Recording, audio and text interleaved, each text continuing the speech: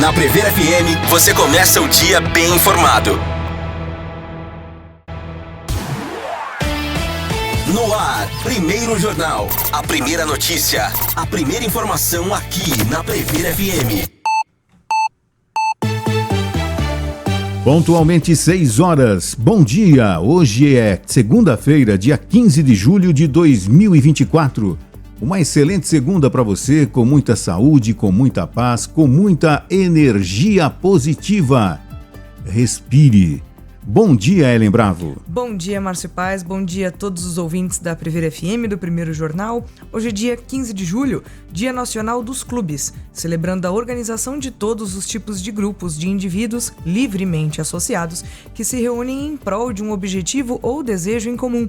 Hoje também é Dia dos Homens, eu nem sabia que existia, mas olha só. Isso, né? E essa data foi inspirada no Dia Internacional do Homem, que é comemorado em 19 de novembro e tem o objetivo de conscientizar a população masculina sobre os cuidados que devem tomar com a sua saúde. Então é válido, né? Nesse aspecto, sim. E hoje também é dia do pecuarista. A data celebra o trabalho daqueles que se dedicam ao cuidado, manejo, alimentação, saúde, qualidade, reprodução e bem-estar dos animais, além de serem responsáveis pela produção de carne, leite, queijos e alimentos em geral. Hoje também, depois de dar a volta ao mundo e alcançar reconhecimento internacional, a capoeira se tornou o mais novo patrimônio cultural brasileiro. O registro dessa manifestação foi votado no dia 15 de julho em Salvador. Foi em 2014, já faz algum tempinho, né? Mas 10 anos. É mais recente, né? E pelo Conselho Consultivo de Patrimônio Cultural do Instituto do Patrimônio Histórico e Artístico Nacional. Então, quer dizer, hoje é dia da capoeira também. Sim. Paranauê. Paranauê. É isso aí. Agora 6 horas e 1 minuto, vamos às manchetes de hoje do Primeiro Jornal. Os principais boletins de ocorrência de Botucatu e região com o delegado seccional Dr. Lourenço Talamonte. Homem que atirou contra Trump tinha explosivos no carro, dizem jornais. Governo de Minas Gerais vai investigar conduta de procurador que cuspiu em funcionária de cinema. Ramagem nega ação para ajudar Flávio Bolsonaro e atrela a operação da Polícia Federal à eleição no Rio. Cachorros e gatos só poderão ser vendidos após 4 meses de vida em São Paulo. Apex diz que médico de Bolsonaro era funcionário fantasma em Miami. Hoje falaremos sobre ginástica rítmica com a professora Karen Galli. E também conversaremos com o professor Carlos Frederico Wilken, do Departamento de Proteção Vegetal da Faculdade de Ciências Agronômicas, campus de Botucatu, sobre o Bioconforest. 6:02, vamos agora à previsão do tempo com Juliana Marques. Bom dia, Juliana. Bom dia. Nesta segunda-feira em Botucatu haverá sol com algumas nuvens e não há previsão de chuva. A temperatura mínima é de 13 graus e a máxima é de 24 graus. O ar polar que veio na retaguarda desta última frente fria reforçou o frio em vários estados do centro-sul do país. Agora, os modelos de previsão já indicam uma redução no frio a partir do começo desta semana. O centro deste ar mais frio começou a se afastar do Brasil já no domingo, dia 14 de julho. Com isso, o início da semana vai ser marcado novamente por temperaturas um pouco mais altas, sem frio intenso. Essa foi uma das primeiras vezes que sentimos frio de inverno para valer, com temperaturas até abaixo de 0 graus em várias regiões entre Rio Grande do Sul e Santa Catarina. Mas a partir de agora, as temperaturas vão ficar um pouquinho mais quentes. A gente está notando, né? Aliás, a expectativa é que hoje a gente viesse batendo os dentes aqui, nada disso está acontecendo, né? E segundo meteorologistas estão prevendo, sei lá se dá para acreditar, quer dizer, é tão difícil para eles, né, a situação de fazer uma previsão antecipada, né, que só teremos frio de verdade, alguns dias, no final do mês. Ou seja, inverno vai durar 3 dias, por aí. Mais ou menos isso, né? Que coisa, né? 6:04, vamos agora à notícia curiosa, notícia inusitada. Premier da Itália, Giorgia Meloni, é flagrada revirando os olhos enquanto aguardava a reunião atrasada da OTAN. A primeira-ministra da Itália, Giorgia Meloni, foi flagrada revirando os olhos e fazendo caretas enquanto aguardava o início de um encontro da Organização do Tratado do Atlântico Norte, OTAN. A reunião foi na última quinta-feira, dia 11, em Washington. A imprensa norte-americana informou que a reunião foi iniciada com cerca de 40 minutos de atraso. Um dos motivos seria a espera pela chegada do presidente Joe Biden e do secretário-geral da OTAN, Jens Stoltenberg. O flagrante foi feito enquanto Meloni conversava com outras duas autoridades, incluindo o presidente da Finlândia, Alexander Stubb. Em determinado momento, a Premier olha para o pulso como se estivesse checando as horas. Depois disso, volta a fazer uma careta, sinalizando estar entediada. Essa não foi a primeira vez que Meloni foi flagrada pela imprensa fazendo caretas enquanto interage com autoridades. No mês passado, durante um jantar do G7, a Premier fez cara de poucos amigos ao cumprimentar o presidente francês Emmanuel Macron. À época, os dois também trocaram críticas publicamente. Agora eu pergunto, né? No mundo globalizado, no mundo onde se filma tudo, se grava tudo, tem câmera em todo lugar, né? Tem que tomar cuidado com caras e bocas, né? Você tem que tomar cuidado com qualquer expressão, né? E nós estamos vendo no telão aí. Eu deixei congelada a carinha dela. Assim, meio de poucos amigos, querendo revirar os olhos ali, mas... É bem isso mesmo, ela olha pro relógio... Pode soltar, vamos ver. Olha lá, tá preocupadinha lá, torceu a boca... Olha lá, agora depois percebeu que estava sendo filmada. Deu uma risadinha, tentou disfarçar. Mas ela estava pé da vida por causa do atraso, né? É isso que de fato aconteceu. A verdade é essa mesmo. 6h06, vamos saber qual é a notícia que está bombando, quais são as virais, ou qual é a viral de hoje com a Juliana. O assunto do momento, com certeza, envolve futebol, Copa América, mas não apenas a parte do esporte, mas artística também, né? A Shakira se apresentou no intervalo da final da Copa América entre Argentina e Colômbia em Miami neste domingo e a atração foi muito comentada. Muitas pessoas gostam da Shakira, ela esteve no Trending Topics do Twitter, do X. A cantora colombiana foi a atração principal da festa de encerramento do torneio com um show de 7 minutos. Ela abriu o show com a música Hips Don't Lie, um dos sucessos da carreira de Shakira, depois cantou Te Felicito e TQG. A cantora tem uma forte ligação com o futebol. Shakira embalou a Copa do Mundo em 2010 na África do Sul com o hit Waka Waka. Ela já apresentou o Super Bowl também no intervalo da final da NFL em 2020 e a festa de encerramento da Copa do Mundo de 2014 no Brasil. Virou praticamente aí um patrimônio, né, do futebol. Verdade. Todo o esporte aí, todo futebol, ela tá fazendo a abertura. No meio, E ela também tem a passagem, né, que foi emblemática quando o Piqué também atraiu, né, o zagueiro do Barcelona e tal, né. Parece que ela fez até uma música com relação a isso, que música, viralizou também, né? É isso aí. Eu confesso que eu não vi o final da Copa América ontem, porque começou muito tarde. Já ia começar às 8h30 da noite, 9 da noite, aí teve mais 30 minutos de atraso, brigas na torcida, enfim. 6h07. Esporte. Nós tivemos ontem a final da Eurocopa. E conforme a gente torcia aqui, pelo menos, a Espanha venceu a Inglaterra por 2-1. Num belo jogo, num jogo no finalzinho, né? A Espanha definiu e levou o título. A Inglaterra nunca ganhou a Eurocopa, né? E a Espanha é a maior vencedora com 4 títulos. 4 títulos. Muito legal. E depois nós tivemos a Copa América, né? Final da Copa América. Isso, a Argentina, atual campeã mundial, se sagrou bicampeã da Copa América neste domingo, ao vencer a Colômbia por 1-0 na final em Miami, nos Estados Unidos, chegando a seu 4º título em apenas 3 anos. A seleção se tornou a maior vencedora da história da Copa América, agora com 16 títulos. O Brasil vem em 3º lugar no ranking, com 9 títulos. É isso aí. Se você está perguntando, e o Brasileirão, quando volta? Volta amanhã. Amanhã nós teremos o início da 18ª rodada, vai ter jogo terça, vai ter jogo quarta-feira, então o Brasileirão retorna depois de Copa América, Eurocopa, enfim, vários jogos aí, nós teremos o retorno do Brasileirão. 6h09. E a seleção brasileira de basquete é convocada para Paris 2024. Após classificação emocionante no pré-olímpico disputado na Letônia, o treinador Aleksandar Petrovic, acho, né? É isso.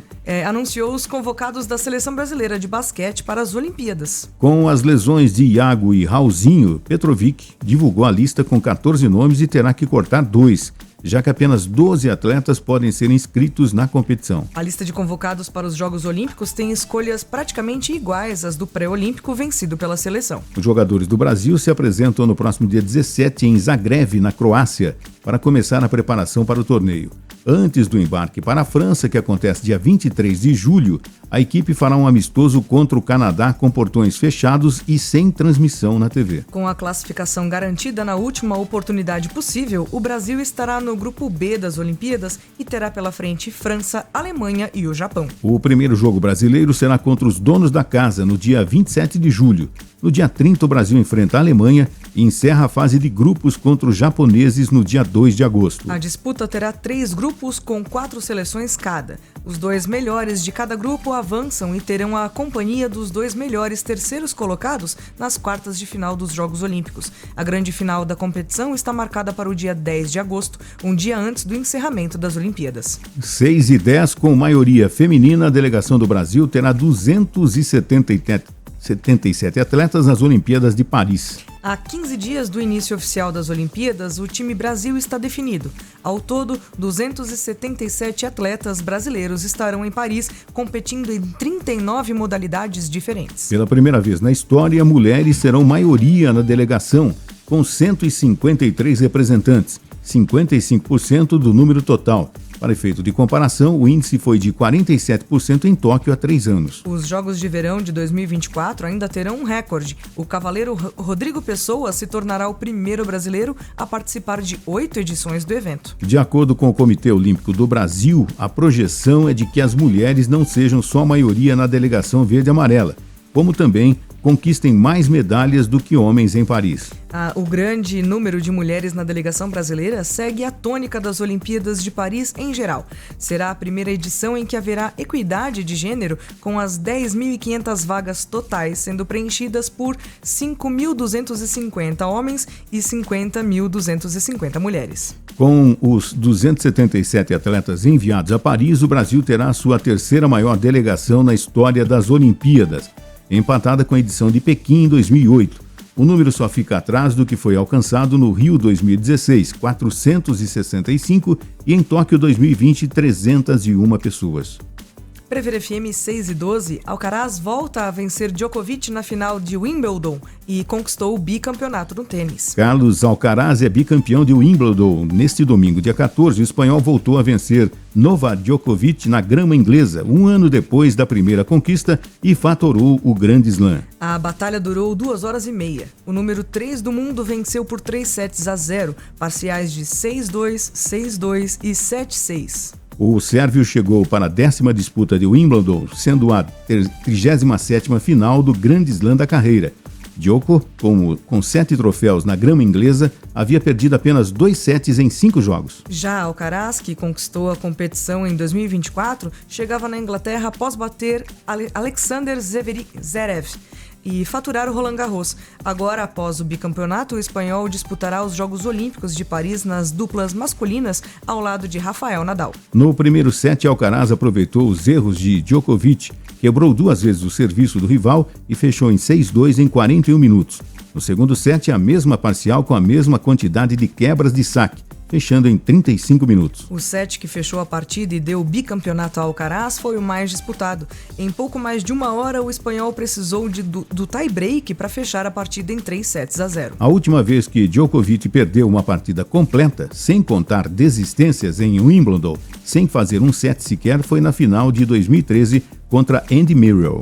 Quem esteve presente na mítica quadra central de Wimbledon, na All England Club, teve que abrir o bolso. O ingresso mais barato do duelo estava no preço de R$54 mil. O valor, segundo Darren Rovell, especialista em negócios, não é somente o mais caro da história do tênis, como também de todos os esportes. Já imaginou? Muita coisa, não? 54 pilas para assistir uma partida de tênis. Acho que R$54 pra mim já estaria caro. Quem dirá 54 mil? São os privilegiados, são os milionários do mundo todo que assistem esse tipo de competição. Né? Não é à toa que a princesa de Gales esteve presente. Tá vendo? Olha o nível. Gente, e falando de esporte ainda, a tocha olímpica chegou em Paris. Olha! A chama olímpica finalmente está em Paris. Ela chegou à cidade-sede neste domingo, dia 14, ontem, faltando apenas 12 dias da abertura oficial dos Jogos Olímpicos. E a data da chegada foi simbólica, já que 14 de julho é um feriado nacional importante, quando se comemora a queda da Bastilha, que deu início à Revolução Francesa em 1789. Muito legal. E falando de esportes ainda, a gente vai ter às 7 horas uma entrevista com a Karen Galli. Isso. Vai falar a respeito de ginástica rítmica. É. Muito legal. E o Brasil conquistou nessa madrugada o bronze lá na Romênia, na ginástica rítmica com a Janaína. Né? Então, gente, tá crescendo assustadoramente, ainda bem, né? E a gente vai saber da Karen desse crescimento da ginástica rítmica no Brasil. Treinadores do leste europeu há 20 anos, 15 anos que chegaram aqui com a sua metodologia, às vezes, né, aquela frieza do treinador que assustou um pouco, mas os frutos estão aparecendo agora também, né? É verdade. Legal, então a gente vai ter detalhes às 7 horas aqui no Primeiro Jornal. Aproveitar para falar dos jogos regionais também, aproveitar o embalo. Muito bom. Afinal de contas, somos campeões. Que legal, né, gente? Olha, e foi, falando popularmente, de cabo a rabo, o Botucatu liderou os jogos regionais e no último sábado sagrou-se campeã geral. Que legal, né? Parabéns a todos os atletas, parabéns a todos os treinadores, né? A torcida, todos os envolvidos, que foi realmente uma festa para Botucatu ser campeã dos Jogos Regionais 2024. 6h15. Você tem aí os resultados, né, Ju? Então, Botucatu foi a campeã dos Jogos Regionais de 2024. E como é que foi isso? Com 283 pontos, o município permaneceu na liderança durante praticamente toda a competição. A gente esteve noticiando aqui, né? E todos os dias a gente falava, Botucatu tá na liderança. E foi seguido no segundo lugar por Bauru, com 223 pontos. Então teve aí uma grande diferença entre primeiro e segundo lugar. E terceiro lugar, São Carlos, com 216 pontos. E essa foi a edição 66 dos Jogos da terceira região esportiva do estado de São Paulo. Aproximadamente 40 cidades participaram em 25 modalidades esportivas. E a sede da próxima edição será Lins. O esporte que fechou os jogos neste sábado foi o futsal. O futsal feminino levou a medalha de bronze com 2-1 sobre o Boracéia. E a grande comemoração foi o futsal masculino, que levantou a taça da modalidade, vencendo o Borebi por 4-1. E além disso, a gente conseguiu um depoimento do basquete masculino de Botucatu, que foi uma das modalidades que levou o ouro nos jogos.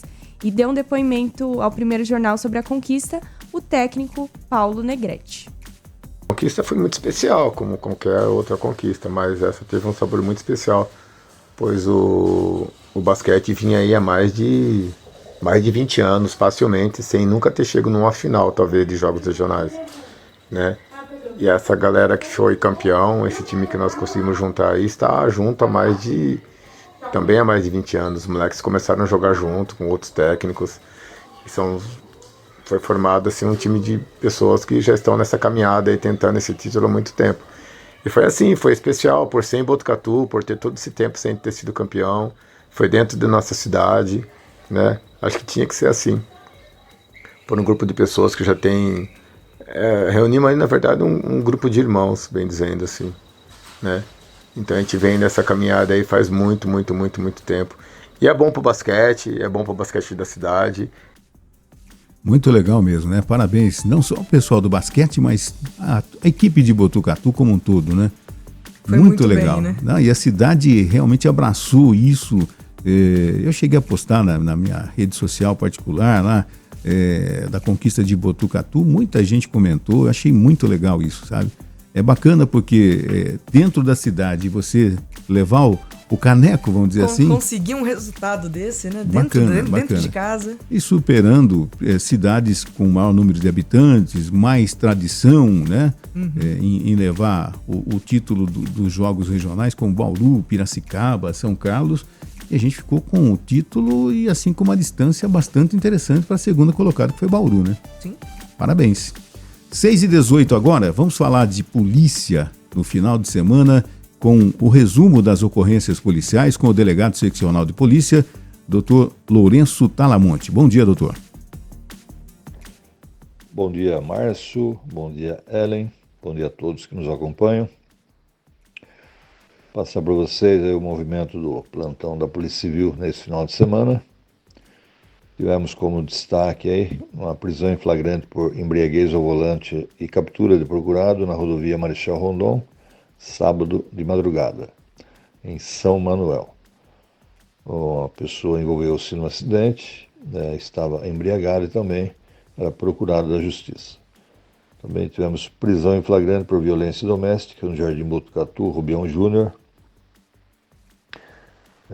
decorrente de descumprimento de medida protetiva de urgência. Também flagrante de tráfico de drogas na penitenciária de Itatinga.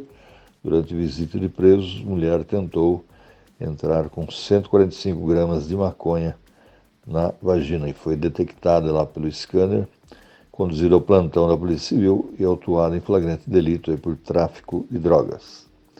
Também prisão em flagrante por violência doméstica, lesão corporal no Jardim Brasil, em São Manuel, autor preso em flagrante. E também prisão em flagrante por violência doméstica em Itatinga, sábado à noite, o pai agrediu a própria filha e foi preso em flagrante. Tivemos um acidente de trânsito no sábado de manhã, com vítima fatal na rodovia SP-300, altura do KM 248, mais 500 metros, em Botucatu. Vítima, Marcos André de Oliveira, de 43 anos de idade, estava de moto quando um ciclista, inadvertidamente, entrou na rodovia, dando causa ao acidente. Os dois foram socorridos em estado grave no Hospital das Clínicas da Unesp. Infelizmente, o motociclista acabou falecendo no hospital. E constava contra ele também um mandado de prisão a cumprir. Também tivemos 4 capturas de procurados aqui na nossa região. Também tivemos a Operação Direção Segura na sexta-feira, realizada aí pela Polícia Civil, Polícia Militar e equipes do Detran. E uma grande apreensão de drogas lá em Bofete, pela Polícia Civil, com apoio da Polícia Militar. Então foram esses os principais destaques aí do plantão da Polícia Civil para esse final de semana. Um abraço a todos e boa semana. Obrigado, Dr. Lourenço Salamonte, seccional de polícia, com um resumo das ocorrências policiais em Botucatu neste final de semana. Agora são 6 horas e 21 minutos. Bom dia a você que está acompanhando a Prever FM, o primeiro jornal nesta manhã de segunda-feira. Você que está saindo para a sua academia, um bom dia. Você que está saindo para a sua caminhada, você que está no trabalho, você que está pondo a mão na massa. Alô, padeiros de Botucatu, bom dia a vocês. Cheirinho bom de pãozinho saindo. Que delícia, né? Obrigado pela audiência. Nós vamos a um rápido intervalo, já voltamos.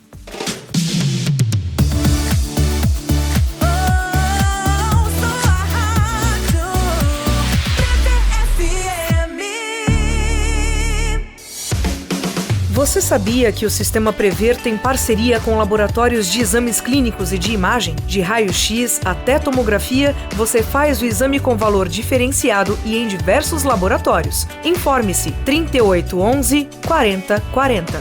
Pode sentar, se acomoda que temos uma sessão cheia de boa música. Sessão das 8, é pra apreciar. 2 edições, 8 da manhã e às 8 da noite.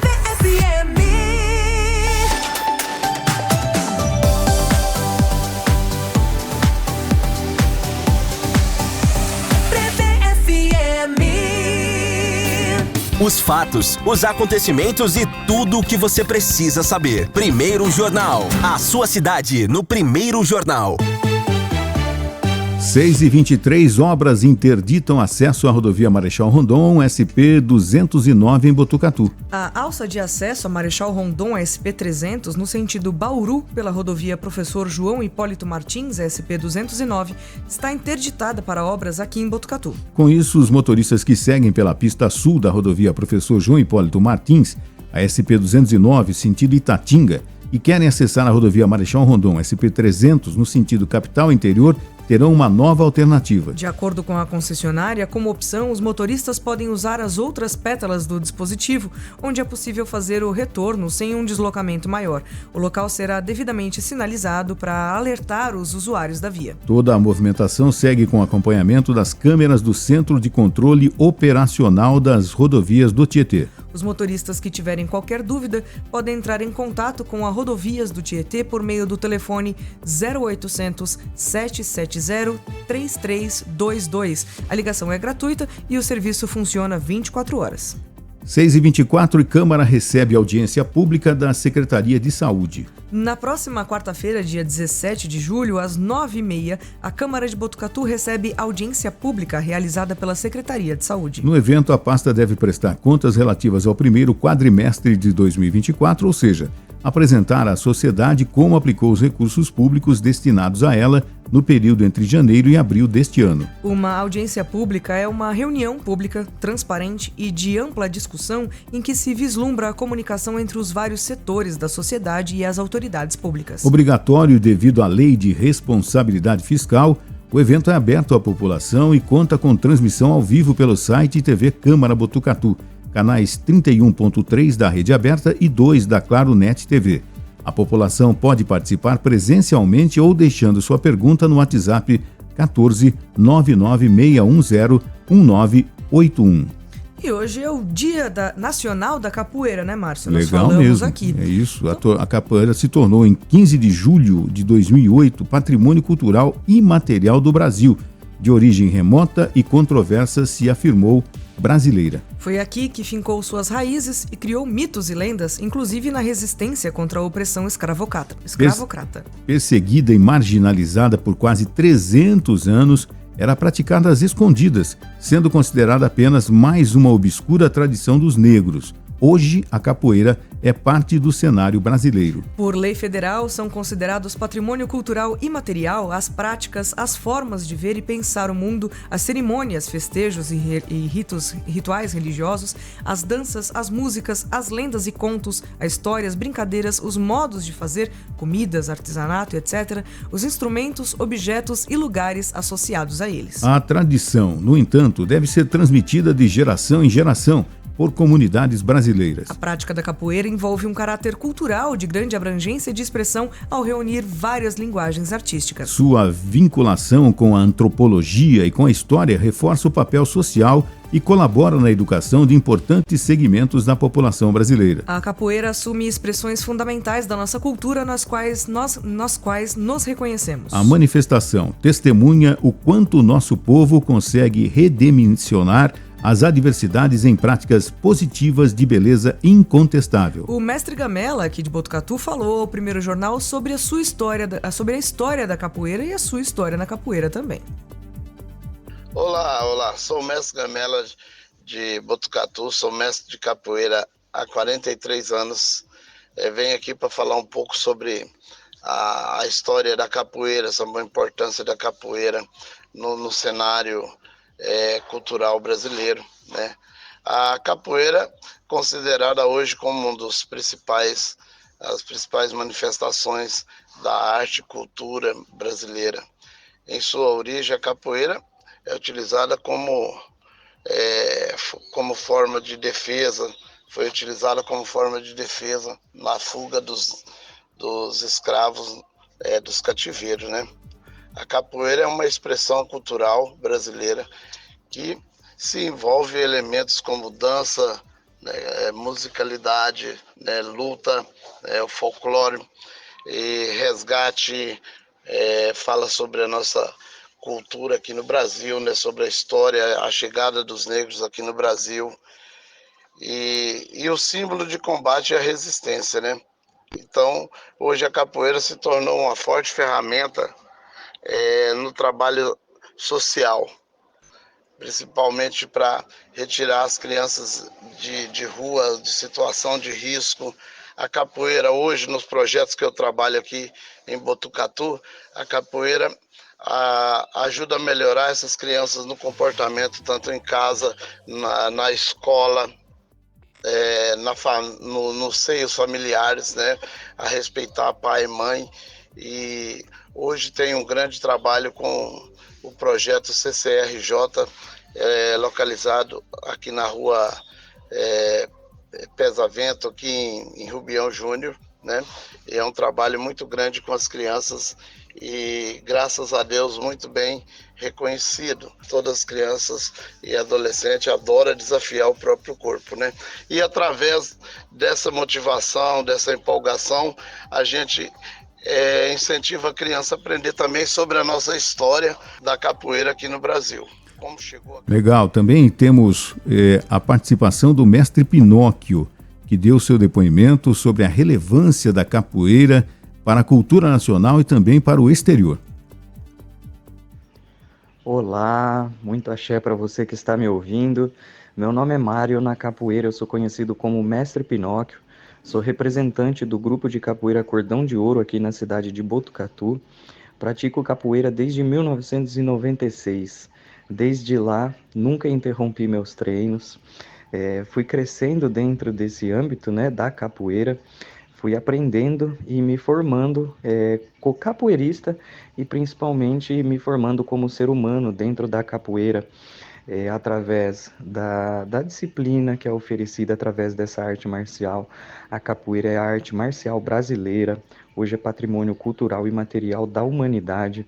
A capoeira é a principal ferramenta de difusão no exterior da língua portuguesa, né? Assim como o futebol foi muito exportado para fora, né? O Brasil sempre teve um nome muito forte no futebol.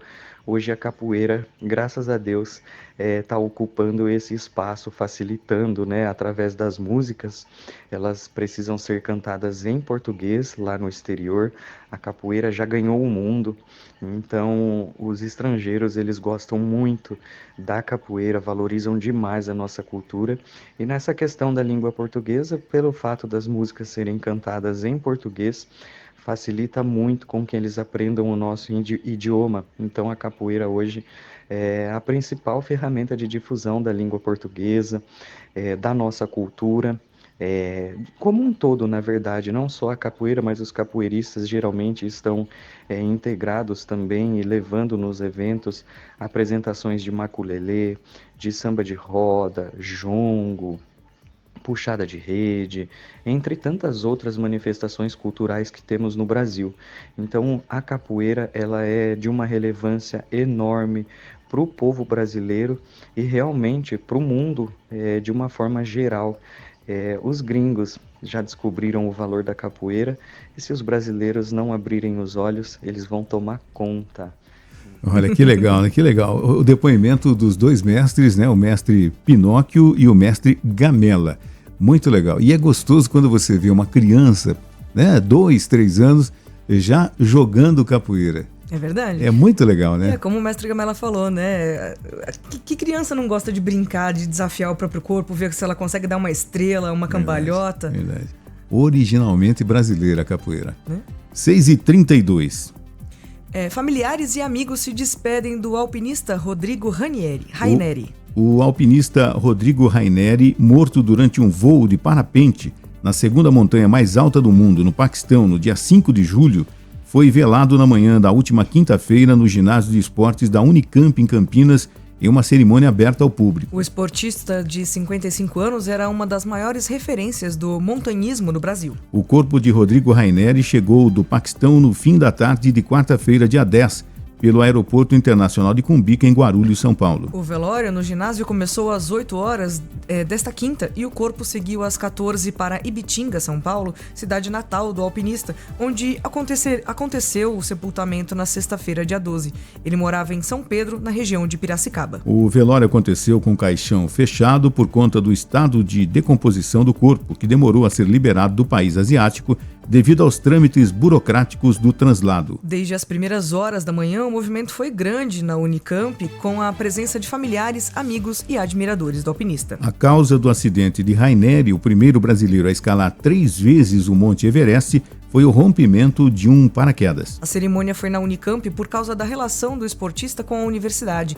Além de ter se formado na instituição, ele ajudou a construir uma parede de escalada ao lado do ginásio onde foi velado. Thalita Campos Camargo, viúva de Rodrigo, também falou à IPTV, afiliada da TV Globo, sobre a relação com o marido e o legado que ele deixa para várias gerações. Tudo marcou. Vivemos 5 anos intensamente. Ele era calmo, paciente e me ensinou muito. Esses ensinamentos que ele me deixou, eu tenho certeza que ele estava me preparando para esse momento. A paixão dele pelo esporte, pelo turismo, nunca vai morrer, afirmou emocionada. Rodrigo Raineri era considerado um escalador completo. Estava entre os alpinistas mais técnicos do Brasil, com experiência de mais de 30 anos em atuação em rocha, pelo alto e alta montanha. como é descrito no site profissional do atleta. Ele liderou centenas de expedições pelo mundo, além de ser o primeiro brasileiro a escalar 3 vezes o Monte Everest. Raineri se tornou o único brasileiro a guiar expedições aos 7 cumes, projeto que abrange escalar as mais altas montanhas de cada continente em 2016. Completou a 6ª expedição à montanha mais alta do planeta em 2019, com mais de 8,8 mil metros de altitude. Na companhia de Vitor Negretti, formou a única dupla brasileira a escalar a face sul da Aconcagua, topo mais alto das Américas, a 6.962 metros de altitude, com subida considerada uma das mais difíceis do mundo. A conquista é um marco no montanhismo brasileiro. Com o parceiro, também escalou o Aconcagua durante um inverno de menos 30 graus. Durante a subida, enfrentaram uma tempestade de neve. Em 2013, realizou uma de suas expedições ao topo da maior montanha do mundo, o Everest, na Ásia. Foram 67 dias de expedição. Utilizou uma máscara de oxigênio durante a subida. A temperatura chegou a menos 29 graus Celsius, com sensação térmica de menos 50. Chegar ao cume do Everest é sempre uma sensação indescritível, muito bom. Eu acho que a gente, buscando grandes conquistas, realização de sonhos, a gente tem mais motivação para viver, completou Rodrigo à época. Os nossos sentimentos aos amigos, aos familiares e aos fãs do Rodrigo Raineri. 6h35. Primeiro Jornal, Prever FM. 6h35, vamos aqui com mais informações. O presidente da Câmara rasga pedido de SEI contra prefeito em Agudos. Um pedido de abertura da Comissão Especial de Inquérito em Agudos terminou em confusão após o presidente da Câmara dos Vereadores, Auro Octaviani, do MDB, se recusar a apreciar o requerimento e rasgar o documento que busca investigar supostas irregularidades cometidas pelo prefeito da cidade, Fernando Ottaviani, do MDB, que também é sobrinho dele. O caso ocorreu na sessão ordinária do dia 26. Na ocasião, 5 vereadores apresentaram o documento à Câmara que pede a abertura da SEI. 6h36. Homem que atirou contra Trump tinha explosivos no carro, dizem jornais. A polícia encontrou explosivos no carro de Thomas Matthew Crooks, de 20 anos, e atirador envolvido na tentativa de assassinato de Donald Trump, segundo jornais americanos como The New York Times e The Wall Street Journal. Agentes de segurança informaram a repórteres da CNN que também havia explosivos na casa de Crooks, em Bethel Park, na Pensilvânia. O ex-presidente dos Estados Unidos ficou ferido após ser alvo de um atentado em um comício da cidade de Butler neste sábado, dia 13, a cerca de 80 quilômetros da cidade do atirador. Trump afirmou que foi atingido de raspão na orelha direita. O ex-presidente foi levado para o hospital e recebeu alta cerca de 3 horas depois. Depois disso, ele viajou até Nova Jersey para passar a madrugada deste domingo 14 em seu clube de golfe privado. Crooks foi morto logo após atirar várias vezes no comício de Trump. A região onde Crooks morava ficava a cerca de 70 quilômetros de Butler, onde acontecia o comício de Trump. O FBI acredita que o atirador agiu sozinho, mas investiga se outras pessoas participaram do crime. O jornal The New York Times informou que Crooks não tinha registros criminais na justiça. A polícia recuperou um fuzil AR-15 semiautomático no local do atentado, segundo a Associated Press. O sistema de votação eleitoral da Pensilvânia aponta que Crooks estava registrado como republicano.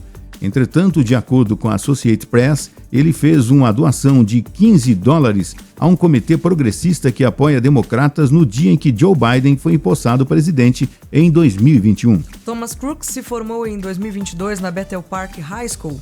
De acordo com o jornal Pittsburgh Tribune Review, ele também recebeu um prêmio de $500 da Iniciativa Nacional de Matemática e Ciências, segundo a mídia norte-americana. O pai do atirador disse à CNN que estava tentando descobrir o que aconteceu e queria conversar com as autoridades antes de falar com a imprensa. O FBI não forneceu nenhum outro detalhe sobre as investigações ou sobre o atirador e afirmou que as motivações do atentado são desconhecidas. Essa notícia no sábado à noite pegou o mundo de surpresa, né? Com mais um atentado verificado nos Estados Unidos, né? Que infelizmente tem tradição isso, né? 63, o presidente Kennedy foi morto num atentado em Dallas.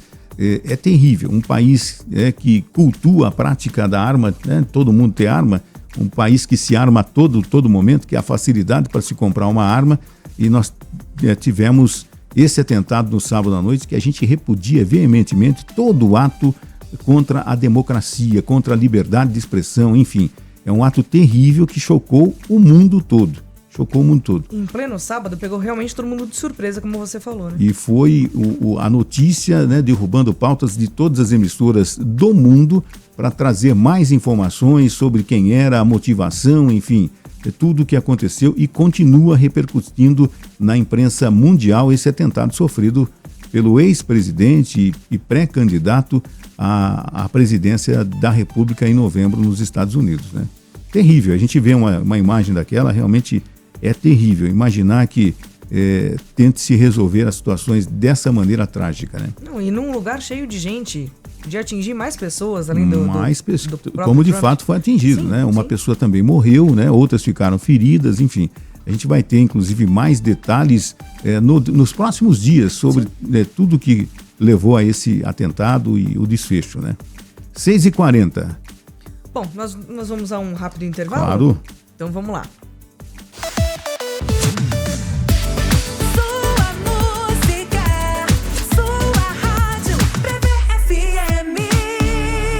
As nacionais têm espaço garantido na programação da Prever FM. De segunda a sábado, 1h20 da tarde, o território é nacional. Prever FM.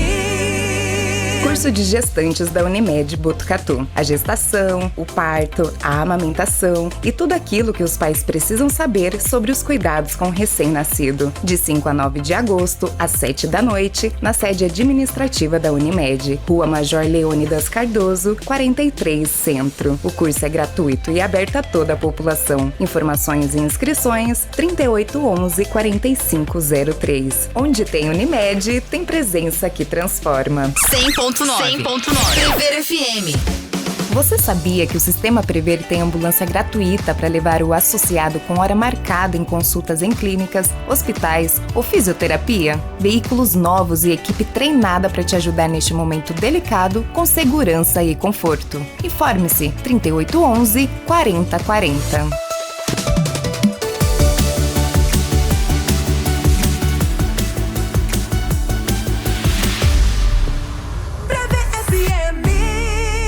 O que é real está no primeiro jornal. Prever FM. 6h41, governo de Minas Gerais vai investigar conduta de procurador que cuspiu em funcionária de cinema. O governador de Minas Gerais, Romeu Zema, do Novo, determinou a abertura de sindicância administrativa para investigar a conduta do procurador Bruno Rezende Rabelo, servidor da Advocacia Geral do Estado, suspeito de cuspir e tentar agredir uma funcionária de cinema em Belo Horizonte. Em meu governo não toleraremos qualquer forma de violência ou conduta imprópria. Determinei a abertura de sindicância administrativa para investigar o excesso cometido por um advogado da AGE de Minas Gerais, em possível violação dos normativos da carreira e do Estatuto do Servidor Público, disse o governador nas redes sociais na última quinta-feira. Rabelo atua na Procuradoria de Direitos Difusos, Obrigações e Patrimônio de Minas Gerais e tem um salário bruto de R$32 mil. Bruno cuspiu e tentou agredir uma funcionária do cinema de um shopping no bairro de Lourdes, região centro-sul de Belo Horizonte. Câmeras de segurança registraram a cena. Segundo a vítima, de 25 anos, ao chegar à recepção com um pedido de outro cliente, ela encontrou o procurador esmurrando a porta, dizendo que queria a pipoca dele. Na sessão que ele tinha comprado, os produtos são entregues dentro da sala de cinema, mas os refis devem ser repostos pelo cliente fora. Até o momento, o procurador Bruno Rezende Rabelo não se pronunciou sobre o assunto. Terrível, né? Mais uma coisa que a gente, causa uma revolta muito grande, né? Não, e por um motivo bobo. Não existe motivo para esse tipo de atitude, seja qual for, mas assim, uma coisa tão idiota, Assim, vindo de um idiota. Como é que a pessoa se revolta por causa de, sei lá, pipoca? Mas você tem que analisar o comportamento dessa pessoa no seu dia a dia. Sim, né? Com certeza. No seu dia a dia, ele age assim, né? Então, ele acha que ele não pode ser ignorado, enfim... Lamentável uma atitude dessa pessoa aí, né? E a gente tem que dar essa notícia para dizer que, enfim, nós temos esse tipo de gente convivendo na sociedade. 6h44, Ramagem nega ação para ajudar Flávio Bolsonaro e atrela a operação da Polícia Federal a eleição no Rio. O deputado federal Alexandre Ramagem, do PL, ex-diretor da ABIN, a Agência de Inteligência Brasileira, se manifestou pela primeira vez na última sexta-feira sobre as investigações da Polícia Federal que prenderam servidores do seu mandato por espionagem indevida, a chamada ABIN paralela, e negou ter atuado para ajudar o senador Flávio Bolsonaro, do PL do Rio de Janeiro, no caso da rachadinha. Nas investigações, a polícia citou um áudio com metadados de 2020, possivelmente gravado por Ramagem, em conversa com Bolsonaro e o ministro Augusto Heleno sobre o caso das rachadinhas do senador Flávio Bolsonaro. Não há interferência ou influência em processo vinculado ao senador Flávio Bolsonaro.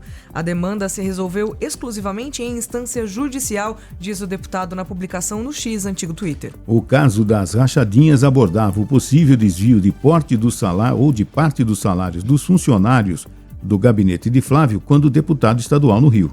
A investigação afirma que, no áudio de 1h08, Ramagem sugere a instauração de um procedimento administrativo contra os auditores para anular a investigação das rachadinhas, bem como retirar alguns servidores de seus respectivos cargos. Houve finalmente indicação de que seria ouvido na Polícia Federal, a fim de buscar instrução devida e desconstrução de toda e qualquer narrativa, diz ainda na publicação. Ramagem também afirmou que fica claro que a Polícia Federal despreza os fins de uma investigação com o objetivo de levar à imprensa ilações e rasas conjecturas. No Brasil nunca será fácil uma pré-campanha da nossa oposição.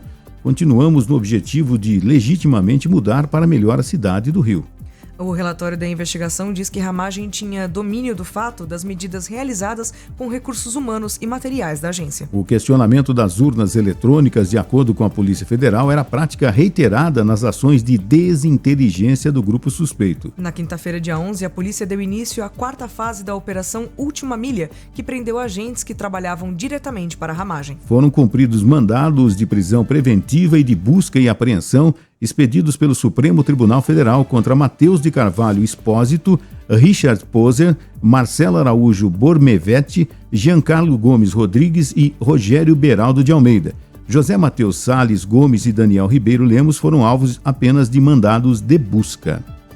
Prever FM 6h47. Cachorros e gatos só poderão ser vendidos após 4 meses de vida em São Paulo. O governador Tarcísio de Freitas, do Republicano, sancionou na última quarta-feira o projeto de lei que estabelece novas regras para a venda, criação e exposição de cães e gatos para fins comerciais no estado de São Paulo. Entre as principais medidas na nova legislação, publicada no Diário Oficial na última quinta-feira, estão a proibição da exposição de cães e gatos em eventos de rua e em espaços públicos e a permissão de vender os filhotes desses animais apenas após 4 meses de vida e na condição de estarem castrados e vacinados. A lei também determina que os criadores mantenham as fêmeas ao lado de seus filhotes recém-nascidos por 6 a 8 semanas para que os animais passem pelo processo de lactação de forma adequada e que as matrizes, cadelas ou gatas que serão utilizadas para fins reprodutivos na criação possam ter, no máximo, 2 gestações anuais, devendo ser castradas no 5º ano de vida. Nos casos de cão policial, cão farejador, cão de resgate, cão guia e cães de assistência terapêutica,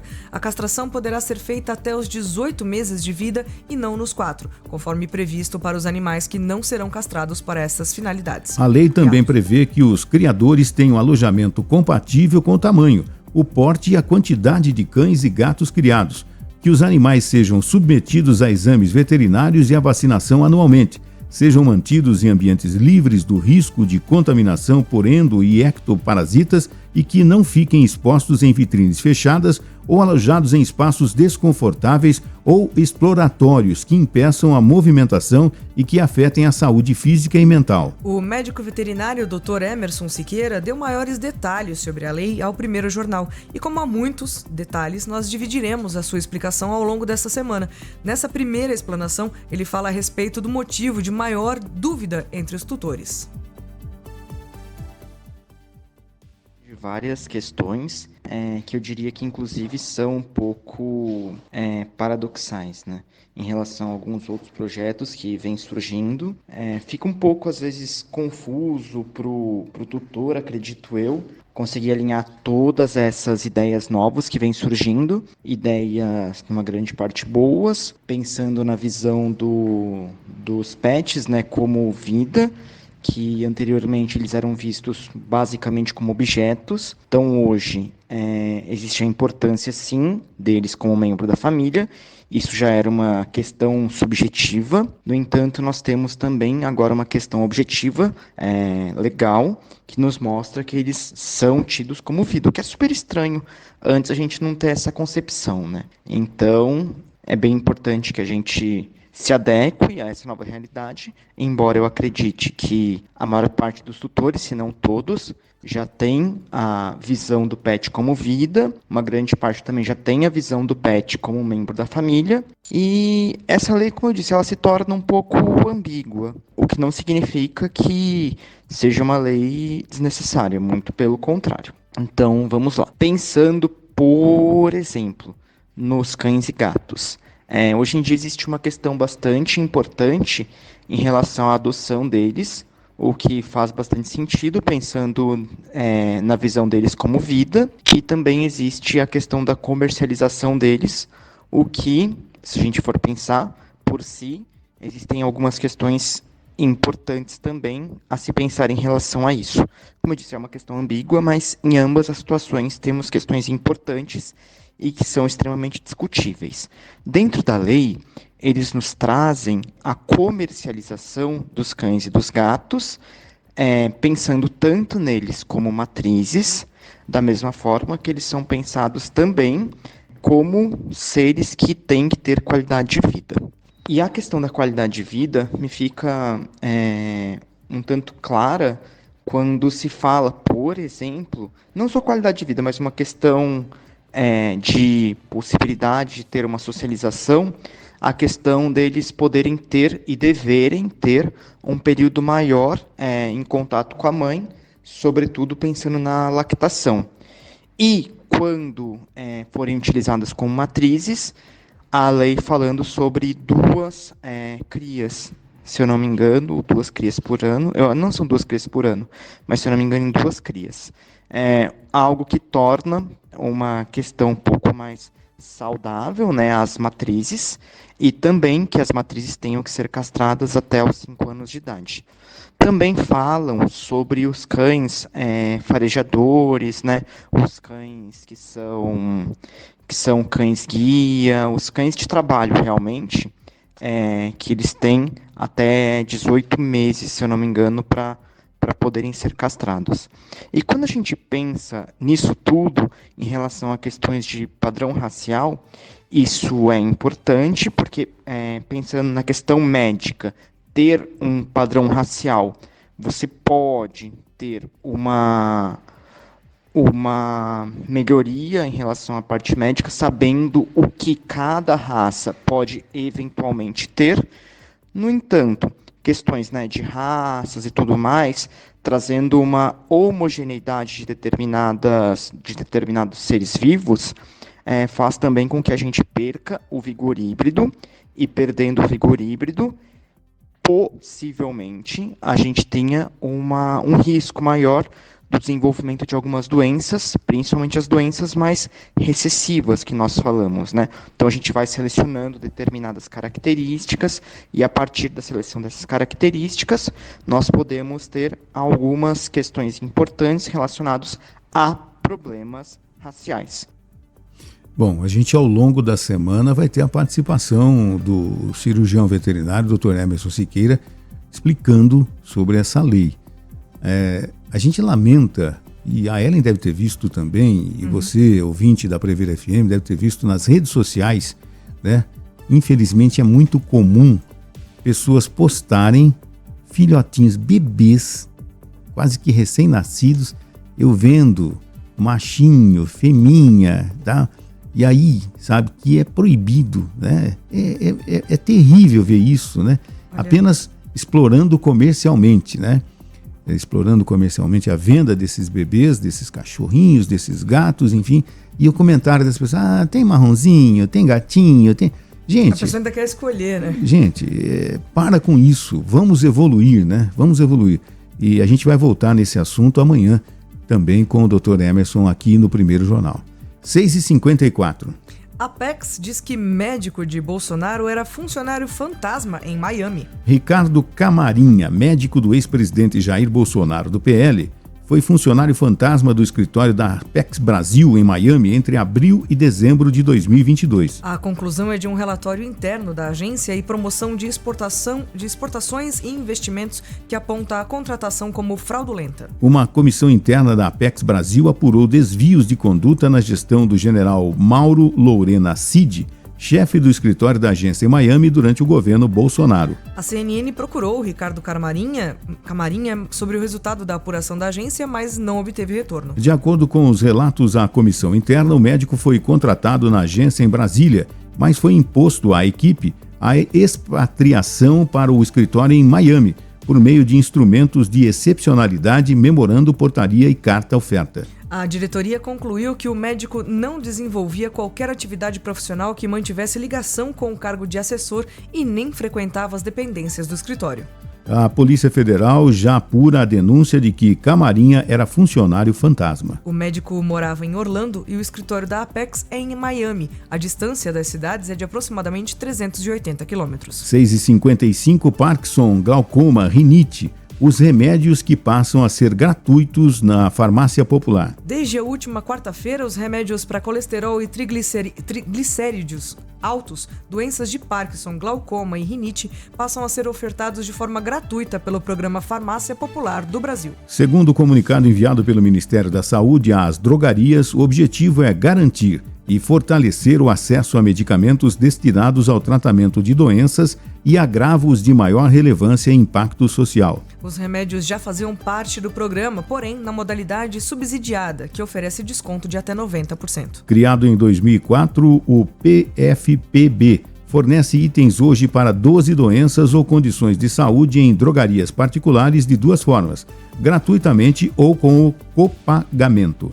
Em 2023, o governo já havia incluído o tratamento de osteoporose e anticoncepcionais na modalidade gratuita.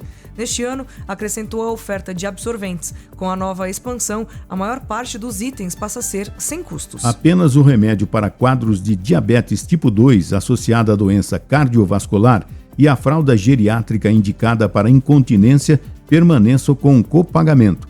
Porém, para beneficiários do Bolsa Família, mesmo esses itens podem ser retirados de forma gratuita. A atuação do programa ao longo das quase 2 décadas é apontada por especialistas como uma forma eficaz de reduzir o agravamento e a morte por doenças de alta prevalência na população. Um estudo de pesquisadores do Instituto de Pesquisa Econômica Aplicada, IPEA, mostra que ele foi responsável por evitar 287,3 mil hospitalizações e 19,4 mil óbitos decorrentes de hipertensão arterial, diabetes e asma em 2016, gerando uma economia de 233 milhões de reais que seriam gastos em internações no Sistema Único de Saúde.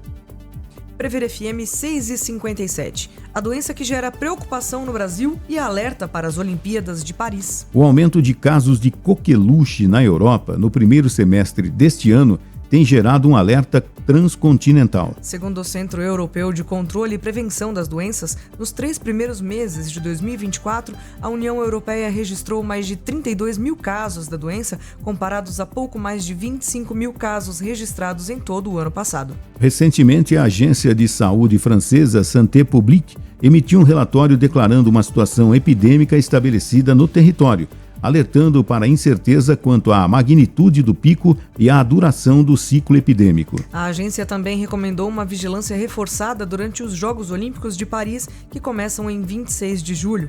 Em abril, a França registrou 1.400 casos da doença, número que mais que dobrou para 3 mil em maio, conforme comunicado do Instituto Pasteur. Em crescimento dos casos na Europa, vem sendo percebido desde o ano passado. Sinaliza que situação semelhante poderá ocorrer no Brasil dentro de pouco tempo, segundo nota técnica emitida pelo Ministério da Saúde no início de junho. Ainda segundo a pasta, a queda nas coberturas vacinais é apontada como principal razão para o alerta sobre a doença, cujo maior sintoma é a tosse aguda e persistente. O Ministério da Saúde registrou neste ano, até 6 de junho, 115 casos da doença frente a 217 no ano passado. Somente no estado de São Paulo, o mais populoso do país, foram registrados 139 casos da doença até o dia 8 de junho, diante de 16 casos ao longo do ano passado. Essa discrepância entre os números nacionais e os de São Paulo pode ter relação com as notificações de casos da doença. A coqueluche é uma doença infecciosa aguda causada por uma bactéria e que compromete especialmente o sistema respiratório. Bom, gente, de acordo com o Ministério da Saúde, os sintomas podem se manifestar em 3 níveis. No intermediário, os acessos de tosse aumentam.